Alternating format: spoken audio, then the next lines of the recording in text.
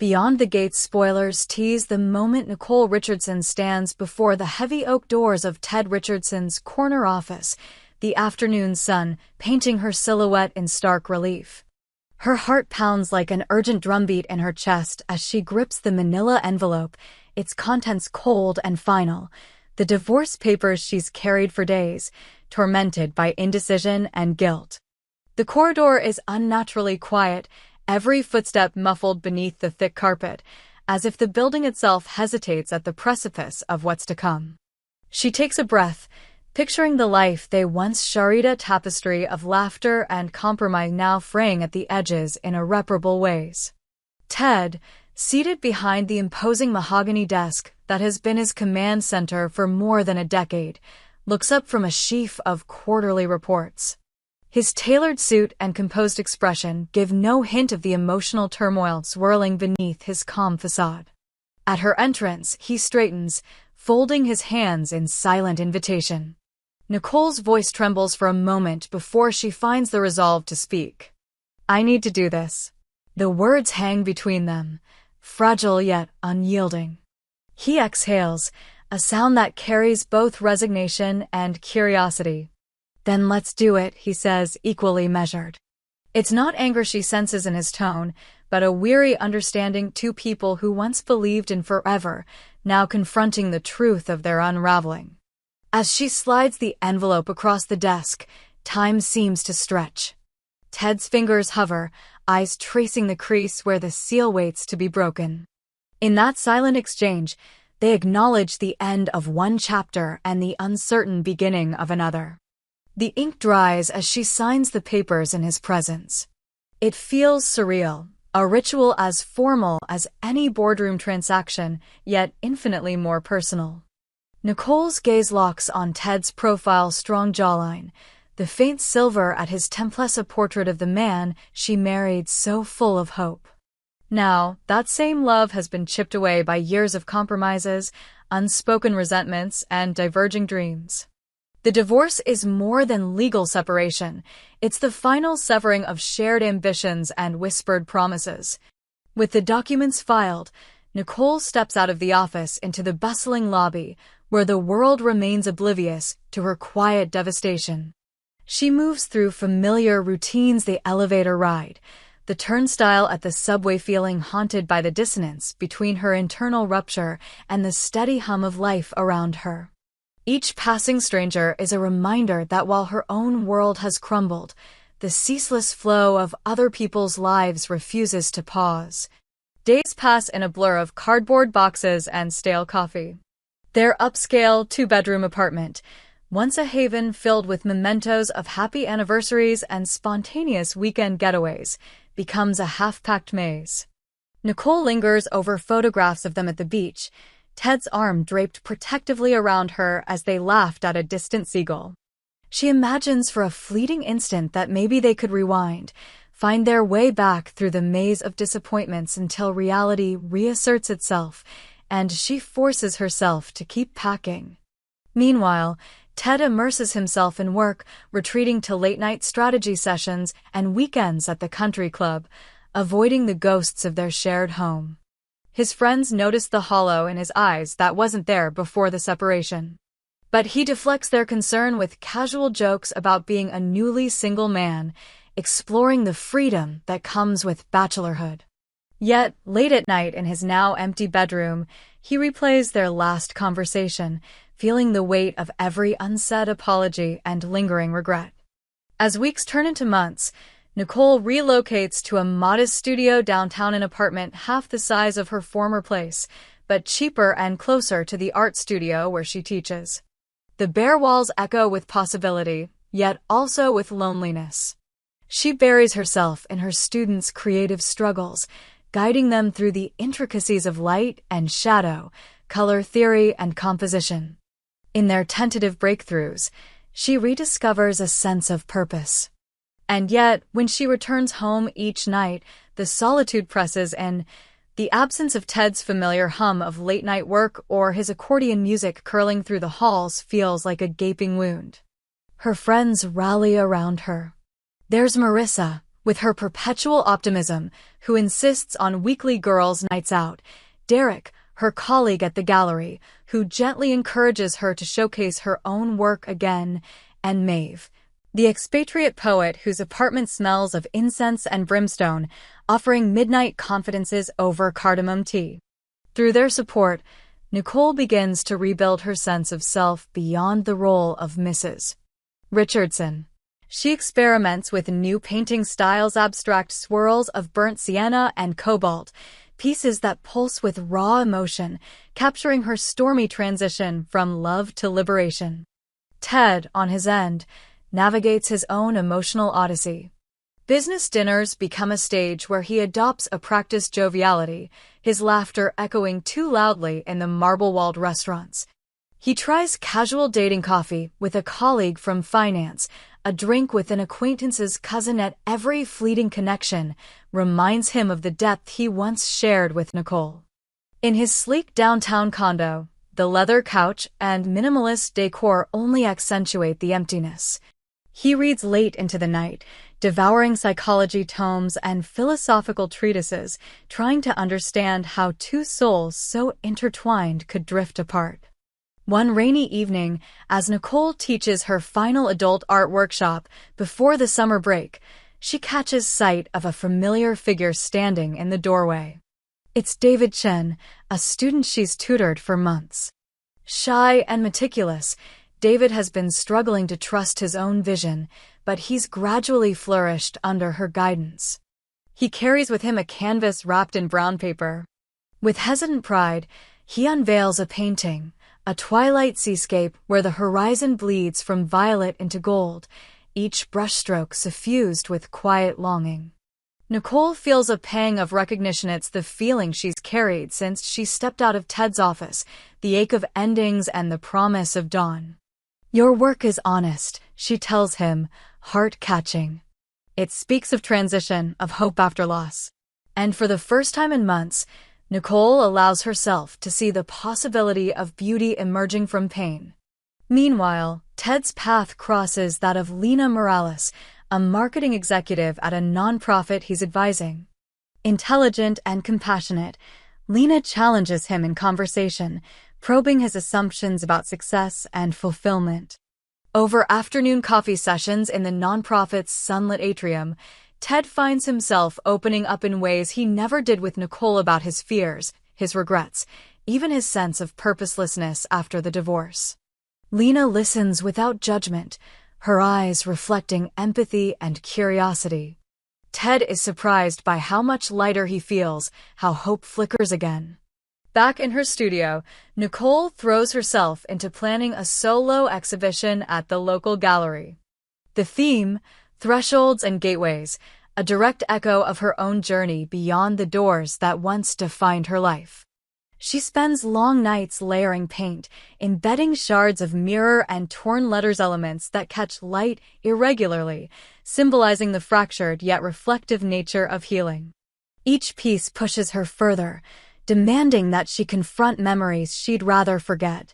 Ted's distant stares at board meetings, her own silent fury as she watched him choose ambition over connection. In parallel, Ted crafts a proposal for the nonprofit campaign to support community art programs, inspired by Nicole's work with her students. He presents it with such passion that the board is enthralled, praising his vision.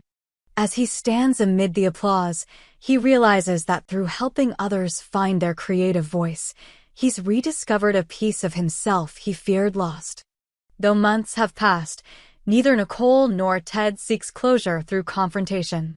Instead, they traverse parallel arcs of growth. Nicole in her studio, transforming grief into canvases that resonate with raw authenticity. Ted in boardrooms and atriums, using philanthropy to fill the void left by domestic rupture. Unbeknownst to each other, they're both learning that beyond the gates of ending lies the threshold of renewal. One crisp morning, Nicole arrives at the gallery to find an unexpected visitor, Ted, standing before her centerpiece installation in a quiet moment of reverence. Their eyes meet across the room, and time seems to fold. The space between them is charged, not with animosity, but with the acknowledgement of everything they once shared and both lost. Guilt, longing, and the cautious hope of forgiveness flicker in their gazes as the gallery lights cast long shadows around them. In that suspended instant, they realize that their journeys, though separate, have brought them to a crossroads neither could have anticipated. And though the final answers still lie beyond the gates of their past decisions, the first steps toward whatever comes next are unfolding now in the hallowed hush of art and memory. Nicole Richardson felt the shift in the air before she saw Ted approaching the gallery's rear entrance. The mid-afternoon light filtering through the frosted glass windows created a mosaic of soft patterns on the concrete floor, and every ripple of that shifting glow seemed to echo the changes she'd undergone since the last time they met. Ted's footsteps were deliberate, measured, echoing faintly in the high-ceilinged hall. He carried a slim portfolio case at his side, its leather scuffed at the corners, a testament to journeys taken and ideas carried. As Ted drew nearer, Nicole noticed the slight slump of his shoulders, an almost imperceptible admission that the confident CEO she once knew now carried some of her own vulnerabilities. He paused at her workbench, where half-finished canvases lay draped with thin sheets of linen, and for a moment, the silence between them was pregnant with unspoken questions. "I heard about the new installation," Ted said quietly, balancing the portfolio case against his hip. "I wanted to see it up close." Nicole set down her palette knife and wiped her hands on a paint-stained rag. "You came halfway across town just for that?" Her tone was light, but her heart constricted at the sight of him standing there, his tie loosened, pastel button-down untucked at the hem, as if he'd shed his old priorities along with his tailored jacket. He offered a half-smile, the kind that spoke of both amusement and apology. "I've been thinking about what you said, that thresholds aren't just beginnings or endings, but places where one can pause and choose. I had to see where you'd taken that idea." She gestured toward the installation, a series of 5 towering panels, each painted in graduated layers of translucent resin and pigment. Embedded in the surface were fragments of personal ephemera-torn invoices from their joint accounts, snippets of Ted's corporate emails, her own sketches of domestic interiors all arranged so that from one angle you saw destruction, and from another, hopeful construction. "Look closely," Nicole said, stepping back to let him in. "Each panel is a fragmented memory. The further you walk, the more they realign into a coherent path." Ted stepped between the panels, angling his head, and Nicole watched as his expression shifted from skepticism to wonder. He crouched to inspect a shard of mirror reflecting his own face, fractured into several smaller images. This is powerful," he murmured, his voice thick. "It's like looking into my own mistakes." Nicole breathed in. "That's exactly the point. I needed to see all the broken pieces laid out, so I could decide which to keep, which to discard." They stood shoulder to shoulder, and for a moment the distance between them felt less like an unbridgeable chasm and more like a challenge to walk toward one another again. But Nicole was wary she had learned that the past could seduce with nostalgia, only to betray with repeats of old patterns. "Ted," she began, her voice steady, "I'm glad you came. But, and this is important, I've learned that rebuilding means sometimes leaving certain thresholds behind forever." He nodded, his gaze still fixed on the panels. "I understand. But seeing your work, I realize I've left so many thresholds unopened, the ones where I could have chosen balance over ambition, presence over pursuit of profit." Nicole's chest tightened. She remembered nights when he drifted to the home office at midnight, prioritizing spreadsheets over her whispered hopes. Those moments had driven a wedge between them, deeper than any legal document could declare. She turned and led Ted toward the gallery's small courtyard, a hidden enclave with climbing ivy and a single wrought iron bench. The gardens here were tended by volunteers from the nonprofit he'd started, supporting the same nonprofit whose campaign he had envisioned after watching Nicole guide her students.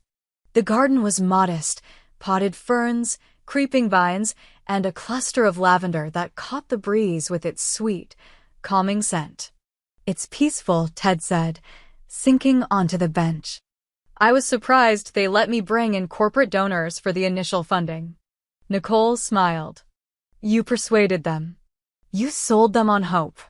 He looked at her, really looked, in a way he hadn't since before everything fell apart. I sold them on the work you taught me to value.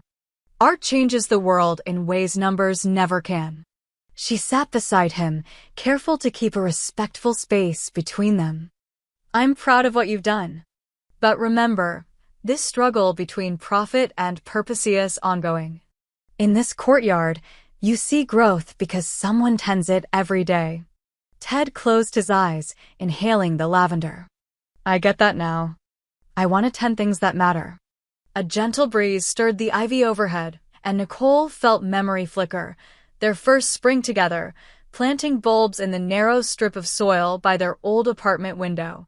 He was so careful then, so tender. She wondered if the man beside her could still be that gentle caretaker. Ted, I've been thinking about our final conversation, she said softly. When I slid those papers across the desk. I never asked you why you think we fell apart. He opened his eyes slowly, as if surfacing from deep water. I thought I did. You wanted me to choose, and I was too afraid to decide. Her stomach lurched. Afraid? That's not who you are. He exhaled. It's who I was becoming. I hid behind deals and delegations, thinking that if I scaled enough quarterly returns, I'd fix everything, even us. But I was wrong. Tears pricked her eyes. For months, she'd held her own regrets, wondering if she'd been too rigid, too quick to capitulate to his ambitions without forging her own. She'd sacrificed her art career in the early years to support his climb, believing joint success mattered more than personal expression. Then, when opportunity called for her again, he didn't step back to allow her space. She had felt invisible. The divorce papers were her final declaration. I exist beyond this partnership. Ted, I regret shutting you out, she admitted. I thought the only way to save myself was to sever everything. But maybe there was a way to renegotiate, to redefine our terms. He reached for her hand, his fingers tentative. I spent months trying to figure out how to call you back. I thought if I just proved I was still myself, still worthy, you'd come home. She squeezed his hand. You didn't need to prove anything. You needed to trust that love can change shape. They sat in silence, two souls on a shared bench, the ivy climbing overhead like the moments they'd left behind and those they might yet build. But decisions lay ahead. This reunion was but a threshold, fraught with new possibilities and old pitfalls. Over the following weeks, Nicole and Ted began meeting regularly, not as a couple nor as adversaries, but as two individuals committed to honest dialogue. Their first meeting was in the nonprofit's atrium, where Ted introduced her to the board members who would champion community arts programs. Nicole spoke with gracious authority, her voice resonant from months of teaching, articulating the life-changing impact of creative mentorship. Ted watched from the back of the room, pride and regret mingling in his expression. Afterward, they walked through the atrium's glass corridor, which looked out on the courtyard.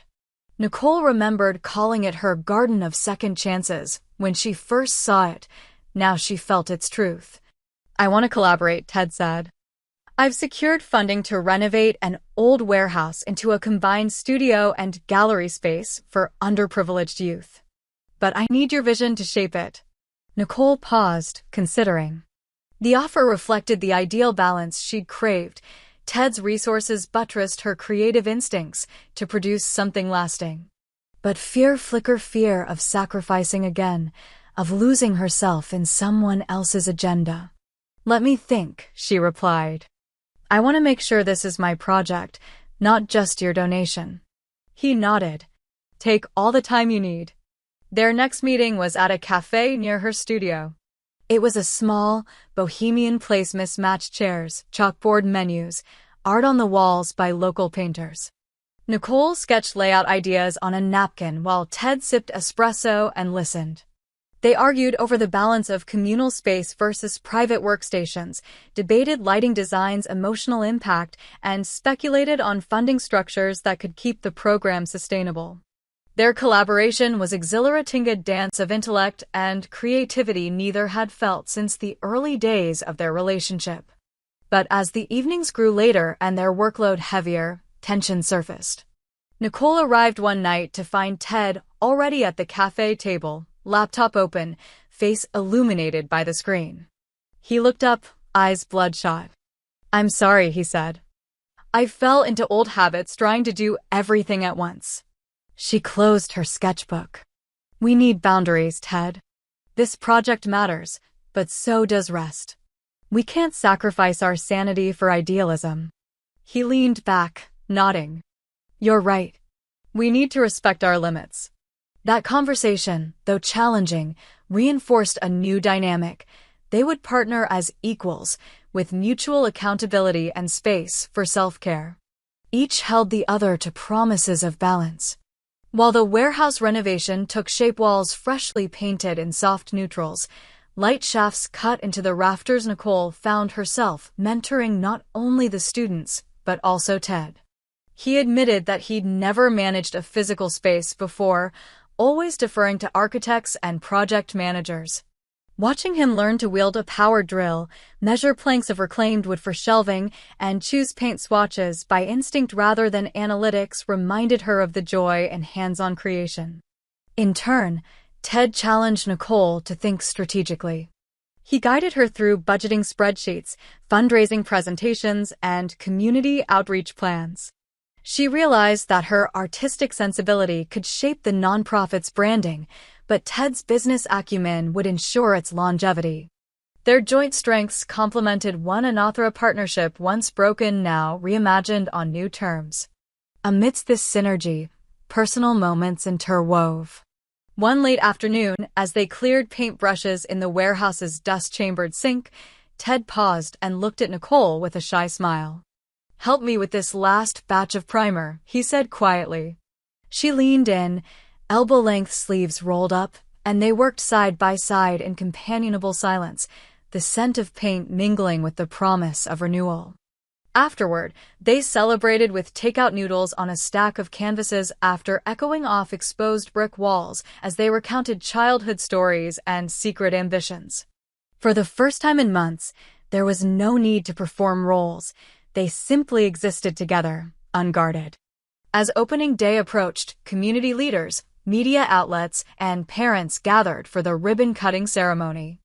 The judge who'd presided over Nicole and Ted's divorce was invited as a nod to reconciliation, and the local art critic wrote a feature praising the adaptive reuse of industrial space for communal flourishing. Nicole stood at the microphone, her speech poised and heartfelt, acknowledging both the struggles of the past and the resilience that led them here. Across the room, Ted watched her. His chest swelled with admiration. He realized that she had evolved into a leader whose vision transcended personal hurt, a testament to creativity's capacity to heal. When the last ribbon was cut and guests spilled into the vibrant interiors, gallery walls adorned with student paintings, studios alive with laughter, Nicole sought out Ted. He stood near the entrance, eyes alight. "We did it," he said simply. She placed a hand on the small of his back. "We did." But even as they celebrated, subtle shadows of the past remained. There were moments when Nicole caught herself bristling at Ted's suggestions, her old defensiveness stirring. And Ted sometimes slipped into the businessman mindset, obsessing over fundraising metrics rather than student engagement. Each slip required a gentle reminder, cases of miscommunication that tested their renewed partnership.